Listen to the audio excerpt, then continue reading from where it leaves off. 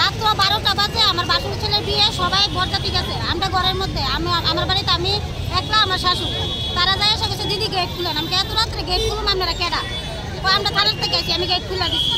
তারপরে আমি বলতেছি কিটা হয়েছে, এটা কি জুটুন মিয়ার বাড়ি? আমি বলছি হ্যাঁ, এটা জুটুন মিয়ার বাড়ি। তারপরে দিয়েছে না, বলছি দাদা কিটা হয়েছে এখন না, তারা লোক একটু কথা আসলো, নাম্বারটা দিবি, নেন অসুবিধা না, নাম্বার নিতে নিয়ে আসে সকালে আগুনের লেগে তারা আইসে অনেক সুমন মিয়া আর টিঙ্কু মিয়ারে তারা আটকে লেগেছে।